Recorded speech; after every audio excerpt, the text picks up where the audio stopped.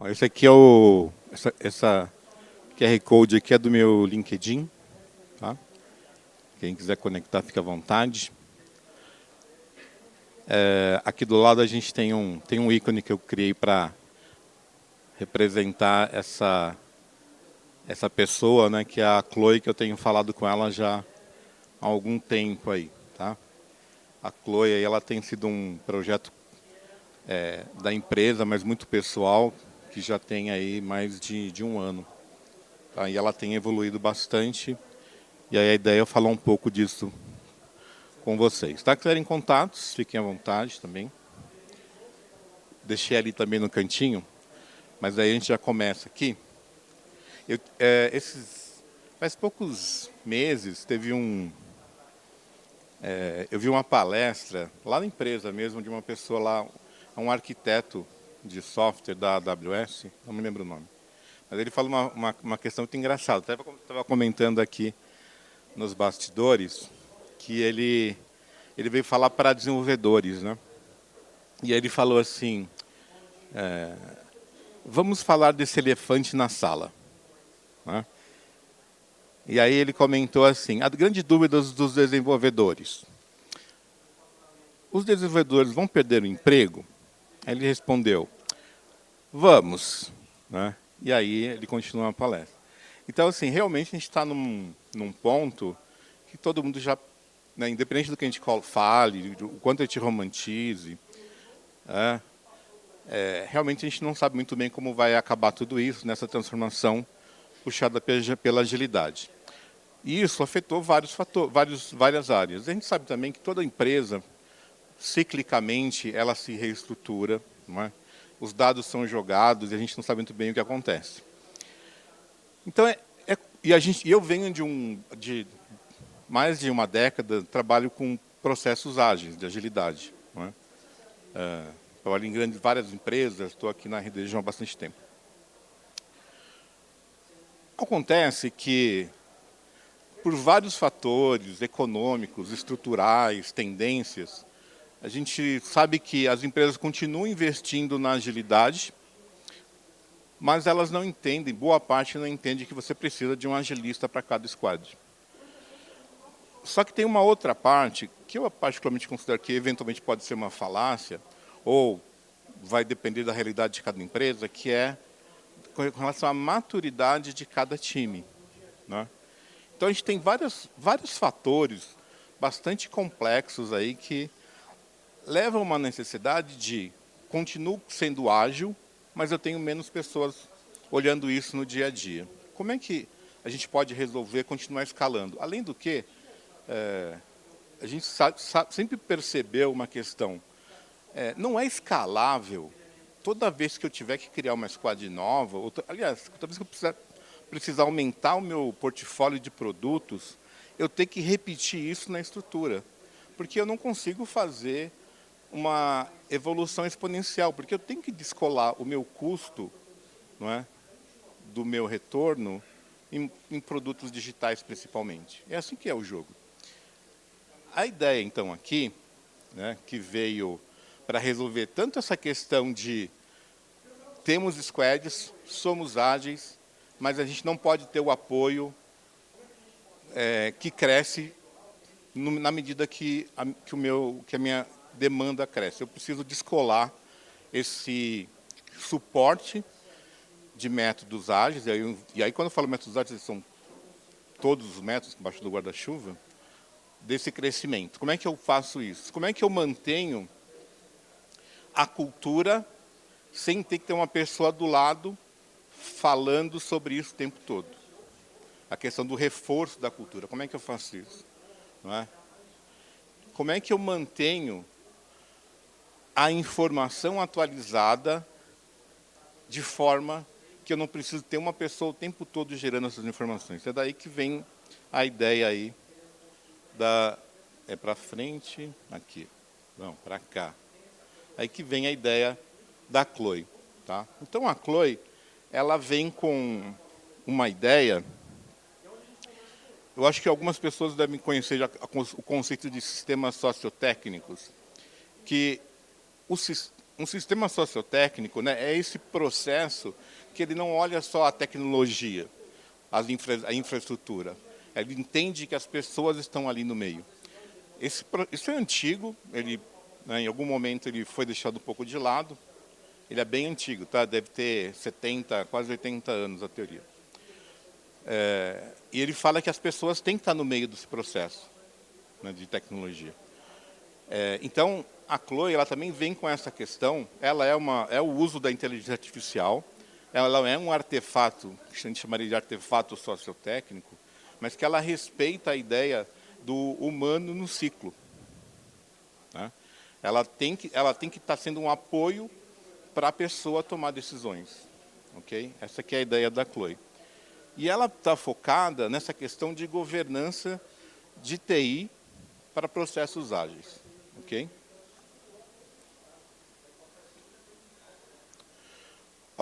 Alguns pontos que a Chloe trabalha principalmente, e também tem a ver com a questão dos pilares sociotécnicos, é a questão de redução da latência, ou seja, como é que eu consigo agora manter e até melhorar a questão de o que aconteceu frente à tomada de decisão. Como é que eu posso fazer isso? A Chloe vem ajudar nisso. Então, a Chloe conectando todo esse ecossistema do Business Map, datasets do Power BI, e etc., ela tem essa proposta de passar informações do que está acontecendo no operacional para decisões táticas e estratégicas. Ela, então, só que ela precisa também preservar a memória de ciclo. Porque se ela só olhar o que está acontecendo naquele dia e até sem contexto, ela também vai ser inútil. Então, o agente ele precisa ter ele não pode só olhar o dado daquele dia sem entender aonde ele está, sem ter o contexto e sem ter uma visão histórica, tá? E ela precisa gerar insights operacionais, táticos e estratégicos baseado nessa informação. Ela não pode ser só um relato frio que te mostra um gráfico. Ela tem que interpretar esse gráfico, analisar os riscos e ela precisa te dar sugestões. E essas sugestões têm que buscar os princípios dos métodos do Kanban, do Lean, né? Ela não pode ser uma coisa que misture, que entre ruído de outras técnicas, né? Ela tem que ser coisas acionáveis, que as pessoas já foram instruídas e que aquilo vai dar insights do que ela pode usar naquele momento. Aqui é um pouco do ciclo aí do que a gente imaginou, tá? Então, a Chloe, ela vai coletar informações, tá, a partir das ações organizacionais que foram armazenadas na base do Business Map. Ela usa datasets, então ela conecta via dataset que está conectado do Business Map lá do Power BI, tá? Ela vai processar essa informação usando o Power Automate com a eBuilder ou agentes do Copilot Studio, tá? E aí ela vai gerar esses relatos que podem ser executivos, táticos, operacionais. Esses relatos eles vão trazer informações diretamente dos relatórios do próprio Power BI. Ele vai trazer os dados e analisar e criar seus próprios relatórios também, seus próprios gráficos visuais. Vai analisar, permitindo um drill down, na tribo está acontecendo isso, para cada squad, e olhar, e vários agentes vão estar atuando para poder falar sobre aging, impedimentos, próximas entregas, riscos, indicadores de produtividade. Vou mostrar um pouquinho mais para frente. Como é que ela é estruturada, tá? Bom, ela tá lá ela consome dados do Business Map, que estão disponibilizados lá no Power BI via dataset. Esses dados eles são obtidos através do Power BI, do Power Automate, Power Automate ele vai estar utilizando a eBuilder, que vai ter vários pseudoagentes fazendo análises, por exemplo, especializadas.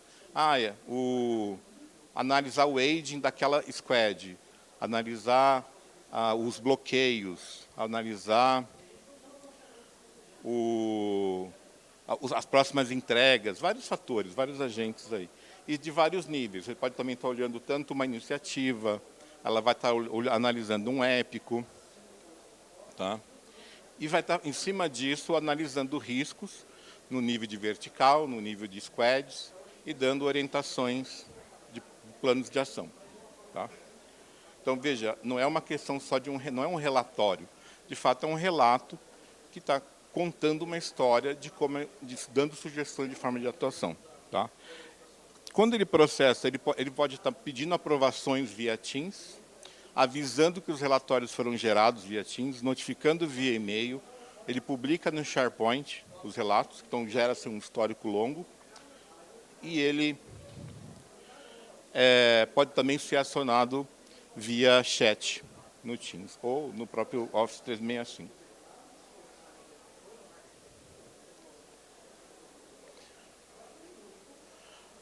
Então, o nosso front door, a gente tem tanto o nosso chat, quanto o próprio Teams, quanto o SharePoint também, os sites do SharePoint que eles podem ser acionados, e o próprio e-mail, porque quando o e-mail ele vai receber um link que ele vai clicar e vai fazer o download daquele relatório, mas ele pode ir lá no SharePoint e ver todos os históricos de lá. E o próprio agente, ele usa esses relatórios como base de dados para olhar o histórico. Né? Por quê? Quando ele gera o relatório do momento, ele acessa o dataset. Mas é muito mais eficiente ele olhar os relatórios que ele mesmo gerou para gerar o contexto do que aconteceu antes para comparar com os dados novos. Isso também permite que qualquer pessoa consiga acessar esses relatórios e até com a ajuda da própria Chloe, que está lá disponível no SharePoint, fazer análise daqueles relatórios que já foram criados lá. Tá?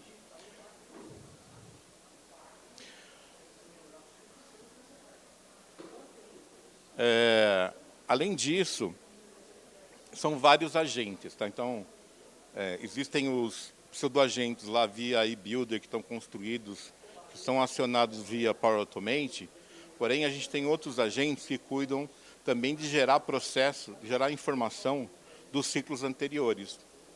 Então, eu chamo que tem uma Chloe que vai olhar o histórico qualitativo, então ela vai estar analisando os números e informando tendências, gravando tendências passadas. E você vai ter uma outra Chloe que vai olhar contextos qualitativos. Então, ela vai estar olhando informações que a gente passou sobre a empresa, coisas que a gente cadastrou, que a gente falou assim, é importante, por exemplo, saber que vai ter uma Black Friday, falar de situações específicas de cada squad, a gente consegue alimentando isso numa lista. E ela processa tudo isso e também grava como informação para ser consultada quando a parte da Chloe que processa e gera os relatos, olhem para gerar informações contextualizadas. Além disso, também agora tem tabelas dentro do próprio Power Automate, tabelas virtuais, que o iBuilder, que é acionado para tomar decisões no sentido de dar orientações, isso vai ser lançado, eu estou em testes agora, ele vai estar olhando toda a base do KMM, olhando cenários, então tem lá cenários de storytelling, cenários internos da empresa, cenários em formato de pergunta, isso para melhorar a indexação do RAG, para conseguir cruzar com sugestões dentro da base de conhecimento de práticas e como aplicar aquelas práticas, e a ideia é que ele vai passar essas informações mais estruturadas. Tá? A ideia é que ele também passe um link de uma página do nosso playbook com mais detalhes para a pessoa também poder estar acionando. Tá? Então, a parte da Chloe Chat, ela pode estar tirando dúvidas, obviamente, né, o básico, tirar dúvidas sobre Scrum, tirar dúvidas sobre Kanban, mas também tirar dúvidas sobre o nosso próprio playbook, tirar dúvidas funcionais do Business Map, dúvidas técnicas do Business Map, tirar dúvidas sobre a própria Chloe, tirar dúvida e também pode disparar relatórios sob demanda da própria Chloe. A Chloe ela gera relatórios automaticamente, né, a cada semana, a cada 2 semanas, dependendo do tipo de relatório, mas ela pode, aquele relatório pode ser pedido via Chloe também, via chat Chloe. Tá? E a Chloe também pode consultar a sua própria base via chat para tirar informações, tá, sobre o histórico daquela squad específica.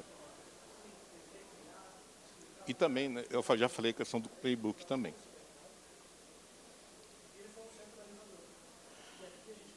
Então a Chloe ela pode tirar, ela pode automaticamente, assim, sob demanda, gerar relatórios do que aconteceu naquele dia, tá?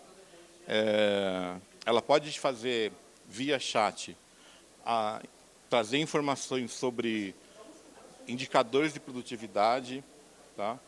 Ela pode indicar riscos fazendo análise do histórico, tá? E ela pode tirar essas assistências metodológicas que eu já comentei. Deixa eu começar meu horário aqui. Boa. Tudo começou com relatos executivos. Quando eu falo executivo, estou falando aqui de iniciativas, né? Então, ela focava bastante a parte de liderança, né, das tribos, que a gente chama de verticais, e das squads. Então, ela começava a olhar aí na parte de iniciativas, olhando como é que está com relação ao planejamento, como está com relação ao nosso planejamento integrado, se você está com uma boa acurácia, se você está com uma vazão das iniciativas, e depois veio os relatos táticos, né, que está olhando mais o nível de épico, olhando coisas mais táticas e operacionais, como aging e tal. E aí vai vir uma Chloe mais operacional também. Tá? Eu queria mostrar só aqui uma visão da situação atual do relato. Tá? Esse aqui é uma visão do relato tático, aliás, estratégico. O que eu acho interessante olhar é essa parte aqui. Essa parte aqui de cima, por exemplo, a Chloe está trazendo diretamente do Power Automate. Então, ela fazia isso antes, ela gerava o relato. Aí eu alterei recentemente, agora ela não gera mais essa parte do gráfico, ela pega diretamente do Power Automate, do Power BI. Tá? Então, ela vai lá, gera uma imagem bitmap do PNG, né, no caso, uma imagem do relato. Aqui embaixo já é ela criando, analisando a saúde desse OKR, tá? da vertical. Aqui também há uma outra parte do relato que ela também traz automaticamente. E para que isso? Para embasar as análises que ela faz. Porque a gente também passar uma análise sem indicar de onde veio a informação, certamente vai haver críticas. Tá? Então, aqui ele está embasando o porquê que aquilo está sendo falado. Aqui, então, e a primeira coisa que eu coloquei aqui foi, até para facilitar a leitura, aquele formatinho lá do takeaway, né, do sem tempo, clique, leia aqui. Então, primeira coisa, está assim, risco, cadência, próximas ações. Você quer saber mais? Você vai clicar aqui no resumo para ter. Aí vai sair é um texto grande, mas assim, para chamar a atenção, para a pessoa entender que ela não tem que ficar só aqui, ela tem que entender como analisar, como interpretar esses dados. Essa visão aqui também é gerada por ela, baseado nos indicadores que vão estar aqui dentro, detalhados em cada uma dessas squads aqui. Quando a gente clica aqui, vai estar detalhando, por exemplo, como é que está a questão de atrasos, sobre replanejamento, sobre riscos, próximas entregas, tudo isso vai estar detalhado por squad aqui embaixo, tá bom? E um outro ponto interessante, aqui é o relatório tático. Ele já vai estar pegando outras informações. Por exemplo, esse daqui, ele está falando aqui já no nível de épicos, né, funcionalidades, e ela vai estar olhando informações, por exemplo, como o nosso lead time, tá? A acurácia, o BCP, que a gente adotou lá como medida de complexidade, dados de entrega, envelhecimento, releases, e a mesma coisa aqui. Está sem tempo? Opa, está sem tempo? Ó, está desse jeito. Quer saber mais? Clica lá no resumo. E isso vai acontecer para cada squad. Tá? Para cada squad. E aqui a gente também está vendo que é o dado de saúde de cada squad também que ela está plotando, também para chamar a atenção se você quer saber mais detalhe. E quando você entra no detalhe, ele vai estar falando, dando dicas de como você pode atuar nos problemas. Por exemplo, estou com um problema de vazão. Poxa, você pode usar a técnica do limite de trabalho. E aí explica-se como implementa essa técnica, o limite de trabalho. Vai se dar o link para se ir até mais detalhes sobre isso também. Tá?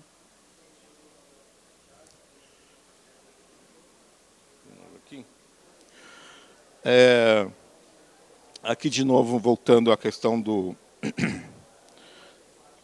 uma vantagem é a coisa que eu comentei de... Ela não pode só estar olhando o dado daquele dia, então ela tem que, na hora de processar, olhar toda essa memória armazenada do sistema. E quando a gente fala de sistema, a gente está falando das interações entre as pessoas, os dados que foram gerados, né? E ela permite aí um retorno bem grande aí no tempo. Tá? Além disso, a gente também tem a gente chama, ou seja, a CLOI não é um agente, obviamente, ela é um conjunto de agentes conectado de vários níveis. Dentro do próprio fluxo do Business Map também, e aí dentro, atuando em cada movimentação de colunas ou de sessões, por exemplo, a gente também conectou lá chamadas para um agente, que a gente chama de um agente do ecossistema da CLOI, por exemplo, para fazer validação de histórias, iniciativas, épicos. Ela vai olhar se aquela história está bem estruturada, se aquele épico está bem estruturado, se aquela iniciativa está bem estruturada. Tá? E ela vai validar para permitir que isso siga, ou seja, ela está fazendo aqui ela está aplicando a política do quadro automaticamente. Ela não deixa você entrar numa coluna se você não tiver seguido, se você não fez a parte que tinha que ter sido feita anteriormente. A gente faz a mesma coisa para release. Então, tem uma CLOI que também faz validação lá se aquela release está com todas as validações que ela precisava ter. Tá? E aqui também a gente tem uma visão... Aqui é o processo de validação, né? O usuário vai tentar movimentar, vai atualizar o card, ela vai validar ou não aquilo. Se ele tentar movimentar e não tiver ok, ela vai estar impedindo. Tá? Então, aqui é um fato, né? A gente tem muito dado para tomar decisão, só que é um nível que a gente não está conseguindo mais processar. A gente precisa da ajuda de inteligência artificial para processar isso para a gente, só que a gente não pode sair do ciclo. A gente entende que a liderança ela tem que utilizar o apoio de IA, mas a IA ela continua sendo um apoio. Acho que essa é a visão atual, né, que a gente tem visto para tudo. Sobre eventuais ganhos aqui, e eu comentei, né, ela faria o trabalho de pelo menos 16 especialistas. Esses especialistas, quando nasceu a CLOI, eles já não estavam lá. Okay? Então, é a história do desenvolvedor. É a história de todos nós aí, na verdade. Quando a gente tinha lá os analistas, levava de 1 a 2 semanas para gerar esses dados. Né? Esses dados não são mais gerados. Tá bom? E aí, urgência, tecnologia e prontidão aí é o que trazem essa necessidade. E eu vou encerrar porque estou me mandando parar aqui. Obrigado, pessoal. Era isso.